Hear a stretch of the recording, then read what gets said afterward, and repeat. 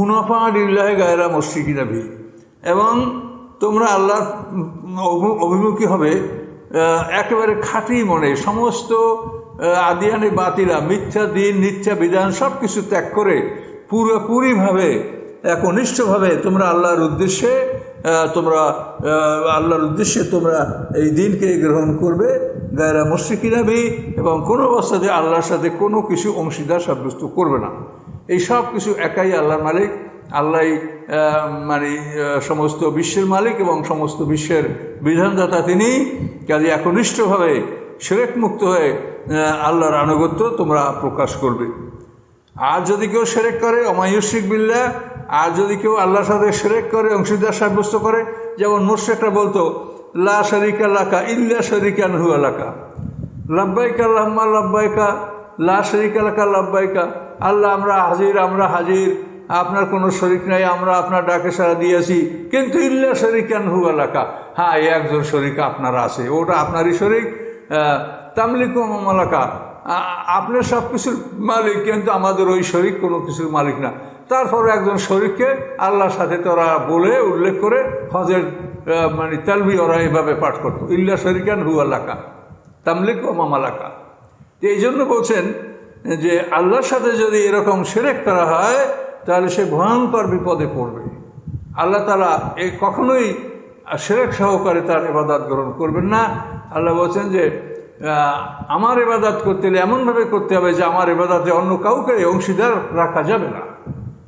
কাজেই তোমরা তালবি পড়ছো, হজ করছো, আর আল্লাহর সাথে একজন শরিক আছে বলছো, এটা হবে না। তাই আল্লাহ বলেন ওমা ইউশরিক বিল্লাহ, যদি কেউ আল্লাহর সাথে অংশীদার সাব্যস্ত করে, ফাকান্না মা খাররা মিনাস সামা, তো মনে হবে যেন এমন বিপদ তার হবে যে মনে হয় যেন আকাশ থেকে সে পড়ে গেছে। আকাশ থেকে একটা পড়ে গেলে তখন কী ভয়ঙ্কর অবস্থা হয়, দেহ তো চুরমার হয়ে যাবে, তারপরও সে অস্থির হয়ে যাবে। ফাতাফতাহু তায়রু, আকাশ থেকে পড়ে যাওয়ার পর ক্ষান্ত হয় নাই, এখান থেকে একটা পাখি তাকে ছোঁ মেরে নিয়ে গেছে, ছোঁ মেরে নিয়ে তাকে ভেঙে চুরিয়ে চাবাইছে, পাখি তাকে খাইয়েই ফেলছে, এরকম অবস্থা মনে হবে মুশরিকদের জন্য। আর তাহবিবিহি রিহু ফি মাকানিন সাহিক, অথবা সে তো আকাশ থেকে পড়ে গেছে, তারপর বাতাসে উড়িয়ে নিয়ে তাকে এমন একটা দুর্গম পথে ফেলে দিয়েছে যে যেখান থেকে সে নিজেও বেরোতে পারবে না, আর অন্য কেউ তাকে খোঁজ করেও পাবে না। এরকম একটা দূরবর্তী দুর্গম পথে তাকে বাতাসে উড়ে নিক্ষেপ করে ফেলেছে। শিরকের একটা দৃষ্টান্ত আল্লাহ এভাবে বললেন যে শিরক করলে তাদের অবস্থাটা এইরকমই হবে হাসরের ময়দানে।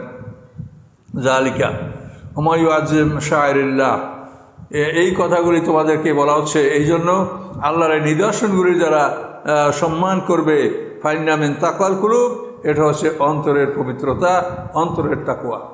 এই শাআইরিল্লাহকে সম্মান করতে হবে। শাআইরিল্লাহ হলো উট এবং গরু, এর ককুরের চুটের উপরে লোহা দ্বারা হালকা আঘাত করে রক্ত ঝরিয়ে দেবে এবং এইভাবে তাদেরকে ছেড়ে দিবে, তারা কোরবানির স্থানে যাবে। এগুলি হলো শাআইরিল্লাহ, আল্লাহর নিদর্শন। যেহেতু এই নিদর্শনগুলি এই ধরনের কোরবানির প্রথা বা কোরবানির পশু ছেড়ে দেওয়া, এটা জাহিলিয়াতে এই নিয়ম ছিল। তো আল্লাহ তাআলা এই নিয়মটা পরিবর্তন করেননি, যেভাবে চিহ্নিত করে। এবং এটা শুধু উট এবং গরুর ব্যাপারে, ছাগল বকরি ভেড়ার ব্যাপারে এটা প্রযোজ্য নয়। ছাগল বকরি ভেড়া কোরবানির জন্য ছেড়ে দিতে হলে গলায় দোয়াল পরিয়ে ছেড়ে দিতে হবে, যাতে অন্যরা বুঝতে পারে যেটা কোরবানির পশু। তো এই নিদর্শন আল্লাহর, এই নিদর্শনগুলির সম্মান করা তাকওয়াল কুলুব, এটা হলো অন্তরের পবিত্রতা। লাকুম ফিহা মানাফিউল আজালিম মুসাম্মা, এই পশুগুলির মধ্যে তোমাদের জন্য নির্ধারিত সময় রয়েছে উপকার। কি এই নির্ধারিত সময়ে তোমরা এই পশুর দুধ খাচ্ছ, পশুর লোম দ্বারা তোমরা পোশাক তৈরি করছো, পশুর চামড়া পশুর গোশ খাচ্ছ, চামড়া ব্যবহার করছো, হাড্ডি দ্বারাও তোমরা অন্যান্য উপকরণ করছো। এই জন্য আল্লাহ বলেন যে এই পশুগুলির মধ্যে নির্ধারিত সময় পর্যন্ত তোমাদের জন্য রয়েছে নানা রকম উপকার। দুধ খাও, বাচ্চা পাও, তারপরে লোম ব্যবহার করো, বিভিন্ন রকমের। সুম্মা মাহিল্লা বাইতুল্লাহ থেকে, এরপরে এই পশুগুলির তার অবস্থান হলো পুরাতন ঘরের দিকে, অর্থাৎ হেরেমের দিকে। এদেরকে রওনা করে যাবে হজের সময়, তোমরা এগুলি নিয়ে হজে যাবে কোরবানির উদ্দেশ্যে। বাইতুল্লাহ থেকে পুরাতন ঘরের দিকে তোমরা যাবে। এভাবে আল্লাহ তাআলা নির্দেশ দিলেন। লিকুল্লি উম্মাতিন জাআলনা মানসাকা, প্রত্যেক জাতির জন্য আমি হজের বিধান, ইবাদত পালনের বিধান আমি দান করেছি। পৃথিবীতে যত উম্মত আসছে সমস্ত উম্মতের জন্য আসমানি কেতাব আছে, রাসূল আছে, এবং তাদের দিন পালন, কোরবানি পালনের জন্য আল্লাহ বিধান দিয়েছেন। এই বিধান অনুযায়ী লিয়াজকুরু ইসমাল্লাহ, এই বিধান অনুযায়ী তারা আল্লাহর নামকে স্মরণ করবে। কিসের উপরে? আল্লামা রাযাকাহুম, যে রিজিক আল্লাহ তাআলা দিয়েছেন সেই রিজিকের উপরে তারা আল্লাহর নাম স্মরণ করবে, অর্থাৎ আল্লাহর নামে এই পশুগুলি তারা জবাই করবে। যেহেতু মক্কার মুশরিকরা তাদের দেবদেবীর নামে পশু জবাই করত, আল্লাহ বলছেন না, মুমিনরা আল্লাহর নামে এই পশু জবাই করবে। মিন বাহিমাতিল আনআম, এই চতুষ্পদ পশুগুলি আল্লাহর নামে তারা জবাই করবে। ফা ইলাহুকুম ইলাহুন ওয়াহিদ, তোমাদের ইলাহ মাবুদ একমাত্র মাবুদ, ফালাহু আসলিমু, তোমরা সবাই তার প্রতি আত্মসমর্পণ করো। ইব্রাহিম আলাইহিস সালামের শরীয়তের মূল বিষয় হলো আত্মসমর্পণ, সারেন্ডার। তা আল্লাহ বলছেন সেই আল্লাহর প্রতি তোমরা আত্মসমর্পণ করো, সমস্ত বিধানগুলি তার মেনে চলার জন্য তুমি সারেন্ডার করো। বাশিরিল মুখবিতিন, আর বিনয়ী যারা তাদের জন্য সুসংবাদ। যারা বিনয়ী, যারা নম্র, তারাই আত্মসমর্পণ করে, আর অহংকারী যারা, তারা আত্মসমর্পণ থেকে দূরে থাকে। বিনয়ী কারা? আল্লাযিনা যুকরাল্লাহু ওয়াজিলাত কুলুবুহুম, বিনয়ী হলো ওই সমস্ত লোক যাদের সামনে আল্লাহর নাম উচ্চারণ করলে তাদের অন্তরটা ভীত হয়ে যায়, আল্লাহর নাম শুনলেই তারা ভয় পায়। এক, আস-সাবিরিনা আলা মা আসাবাহুম, এবং তাদের উপরে যদি কোনো বিপদ আপদ আসে, রোগ ব্যাধি আসে, অভাব অনটন আসে, তখন তারা ধৈর্য ধারণ করে।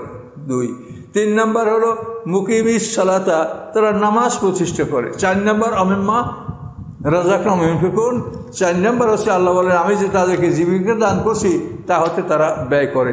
এই চারটে গুণের যারা অধিকারী তাদেরকে আল্লাহ বলছেন মুখবিতিন, বিনয়ী, আল্লাহর পথে, আল্লাহর দিকে প্রত্যাবর্তনশীল, এই গুণের অধিকারী হতে হবে। অল বুদনা জাআলনা লাকুম মিন শাআইরিল্লাহ, বুদনা হলো ভারী পশু, মোটা পশু, বড় বড় উট, বড় বড় মোটা মোটা গরু। অল বুদনা মানে বড় উট, মোটা উট, জাআলনাহা লাকুম মিন শাআইরিল্লাহ, আল্লাহ বলেন এগুলি তোমাদের জন্য আমি নির্ধারণ করেছি যে এগুলি আল্লাহর নিদর্শন। দেখো এই উটে তোমাদের কত উপকার করে। মরুভূমিতে চলার জন্য তার পায়ে খুরাটা আমি স্পঞ্জের মতো, রবারের মতো করে দিয়েছি, এবং সে একবার পানি খেলে অনেক দিন পর্যন্ত পানি না খেয়ে সে মরুভূমিতে চলাচল করতে পারে, এই মরুভূমির জাহাজ। তা আল্লাহ বলেন তো এগুলি আমি তোমাদের জন্য আল্লাহর নিদর্শন হিসেবে তোমাদের জন্য আমি এগুলি সৃষ্টি করেছি, এগুলি তোমরা দেখো। লাকুম ফিহা খায়র, এই উটের মধ্যে তোমাদের অনেক কল্যাণ রয়েছে। তোমরা দুধ খাও, বাচ্চা পাও, গোশ খাও, এরপরে তার উপরে তোমরা বোঝা বহন করো, অনেক কল্যাণ এর মধ্যে রয়েছে। ফাজকুরু ইসমাল্লাহি আলাইহা সওয়াব, কাজী এই উটের উপরে তোমরা আল্লাহর নাম নিয়ে তাকে জবাই করবে দাঁড়ানো অবস্থায়। উট দাঁড়ানো অবস্থায় তার বুকে সামনে দুই পা নিচে তোমরা ধারালো চাকু দিয়ে নহর করে দিবে, তখন প্রবল বেগে রক্ত পড়ে পড়ে ও উটটা আস্তে মাটিতে শুয়ে পড়বে। তারপর তোমরা তাকে গোশ বের করে তোমরা খাবে। তো আল্লাহ বলেন এই উটের উপরে আল্লাহর নাম নিয়ে তাকে জবাই করবে দাঁড়ানো অবস্থায়। ফাইজা অজাবাদ জনুভা, যখন সে পাজরের উপরে গড়াইয়া পড়বে মাটিতে, ফাকুলু মিন্না, তোমরা উহা হতে খাও, অতমুল কানিয়া, এবং যারা তুষ্ট তাদেরকেও খাওয়াও, অল মৌতাররা, এবং যারা মানে যারা চেয়ে বেড়ায়, যারা হাত পাতে, আতাকাফাহু মানে যারা হাত পাতে এবং চেয়ে বেড়ায়, আর যারা চায় না, অর্থাৎ একদল আছে তারা অভাব থাকলেও নীরব থাকে, আর আরেক দল আছে যারা মানুষকে বিরক্ত করে, বারবার চায়, তারা হলো মুতাররা। উভয় দলকে আল্লাহ বলছেন উভয় দলকে তোমরা খাওয়াও, নিজেরা খাও, ওদেরকে খাওয়াও। যারা চায় না, যা তোমাদেরকে চেয়ে বেড়ায় না, তোমাদেরকে বিরক্ত করে না, তাদেরকে তোমরা আবার বাদ দিও না, যে ওরা চায় না যখন তখন দিব কেন? কাজে সবাইকে তোমরা দাও, যে চায় তাকেও দাও, যে চায় না, যে আপত্তি করে না, দাবি করো, তাকেও দাও। কাযালিকা সাখখারনাহা লাকুম, আল্লাহ এইভাবে আমি এই পশুকে তোমাদের জন্য বাধ্য করে দিয়েছি। এই ধারণা অবস্থায় তোমরা পশু জবাই করছো, সে আস্তে মাটিতে লুটিয়ে পড়ছে, এই পশু তোমাদেরকে আঘাত করে না, ক্ষতি করে না, এই পশুগুলি তোমাদের জন্য আমি বাধ্য করে দিয়েছি, তোমরা তাদেরকে তোমাদের ইচ্ছামতো ব্যবহার করছো। বলে আল্লাকুম তাশকুরুন, আল্লাহ বলেন এ কারণে হয়তোবা তোমরা আমার কৃতজ্ঞতা জ্ঞাপন করবে, আমি আল্লাহ আমার প্রতি তোমরা শুকর আদায় করবে, এ কথা আল্লাহ নির্দেশ দিয়েছেন। আল্লাহ বলেন লা ইয়ানালাল্লাহু লুহুমা ওয়ালা দিমাহুহা, আল্লাহর কাছে এই কোরবানির পশুর গোশত আল্লাহর কাছে আসে না, রক্ত আসে না। মুশরিকরা কোরবানির পশু জবাই করে কাবাগরের ওয়ালের সাথে তার রক্ত, গোশত এগুলি ফিক মারে, কাবাগরকে মানে রক্তমাখা করে দিত, যে আমরা এভাবে করলে আল্লাহ এটা খুশি হবে এবং আল্লাহ এটা পাবে। আল্লাহর কাছে পৌঁছে দেওয়ার জন্য তারা কাবাগরের ওয়ালে তারা রক্ত নিক্ষেপ করতো, রক্ত তারা মেখে দিত। এই জন্য আল্লাহ বলছেন যে আল্লাহর কাছে গোশত এবং রক্ত এগুলা পৌঁছে না। পৌঁছে কি অলাকি ইয়ানাল তাকওয়া মিনকুম, আল্লাহর কাছে পৌঁছে তোমাদের তাকওয়া, যে তোমরা আল্লাহকে ভয় করেছো কিনা, আল্লাহর উদ্দেশ্যে কোরবানি করেছো কিনা, আল্লাহর নামে করেছো কিনা, এবং আল্লাহ যেভাবে বলেছে সেভাবে তোমরা করেছো কিনা। তো এটা তোমাদের অন্তরের তাকওয়া, এটা আল্লাহর কাছে পৌঁছে, কিন্তু পশুর রক্ত মাংস আল্লাহর কাছে পৌঁছে না। কাজেই তোমরা আল্লাহর ভয়ে আল্লাহর হুকুমে কোরবানি করবে এবং আল্লাহর বিধান অনুযায়ী এটা খাবে এবং বন্টন করবে। কাযালিকা সাক্কারা লাকুম, এভাবেই আল্লাহ বলেন, এভাবেই আমি তোমাদের জন্য এই পশুগুলিকে অনুগত করে দিয়েছি। লে তুকাব্বিরুল্লাহ আলা মা হাদাকুম, যে আল্লাহ তোমাদেরকে হেদায়েত দান করেছে, এই জন্য তোমরা আল্লাহর তাকবীর বলবে, আল্লাহু আকবার বলবে, শুকরিয়া আদায় করবে, আল্লাহর মহত্ব ম্যাগনানিটি তোমরা ঘোষণা করবে। আর অবাশশিরিল মুহসিনিন, এবং সুসংবাদ হলো সৎকর্মশীলদের জন্য। তো এভাবে আল্লাহ কোরবানি করতে বলেছেন এবং আল্লাহ রসুলের বিধান বর্ণনা করেছেন যে তোমরা যদি গরু কোরবানি দাও তো এটা 2 বছর বয়সে গরুকে তোমরা কোরবানি করবে। 2 বছরের বয়স, 2 বছরের কম হলে হবে না। এবং এই গরুকে সর্বোচ্চ তোমরা 7 জনে কোরবানি করতে পারবে। তোমরা একটা গরু একা করতে পারবে, 2 জনে করতে পারবে, 3 জনে করতে পারবে, 4 জনে কোরবানি করতে পারবে, 5 জনে, 6 জনে, সর্বোচ্চ 7, এর উপরে না। একটা গরুতে তোমরা 7 জনে কোরবানি করতে পারবে। আর যদি তোমরা ছাগল, বকরি, দুম্বা কোরবানি করো, তো ছাগল সাধারণত 1 বছর বয়সের হতে হবে, আর দুম্বা যদি হৃষ্টপুষ্ট হয় আর 6 মাসেরও হয় এবং 1 বছরের পশুর মতো দেখা যায়, তাহলে দুম্বার ক্ষেত্রেও এরকম 6 মাসের দুম্বারও কোরবানি হওয়ার কথা বিধানে আছে। তো 1 বছর হওয়াটাই সন্দেহের ঊর্ধ্বে। তো এভাবে ছাগল, ভেড়া, বকরি 1 বছর বয়সের, গরু 2 বছর বয়সের। তো এভাবে আমরা পশু কোরবানি করব, এবং উট বড় হলে অর্থাৎ হাক্কা হলেই তখন তার কোরবানি করা যাবে।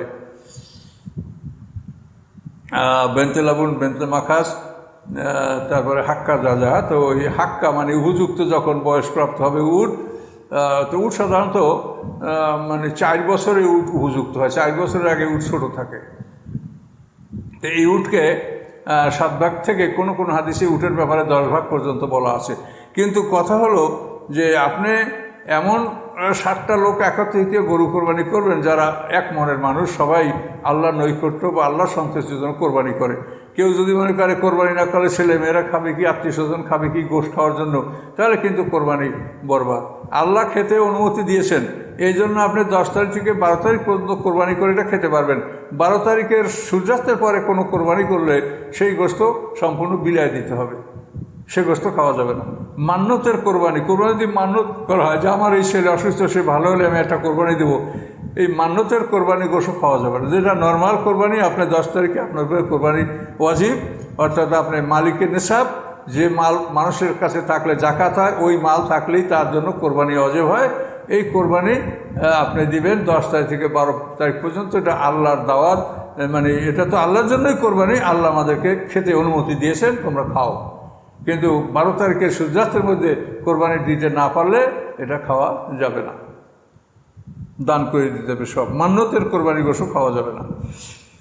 তো এই জন্য আল্লাহ বলেন যে তোমাদেরকে যে আল্লাহ তাআলা এই সুযোগ সুবিধা দান করছে, এই জন্য তোমরা আল্লাহর প্রতি কৃতজ্ঞতা জ্ঞাপন করবে এবং সুসংবাদ সৎকর্মশীলদের জন্য।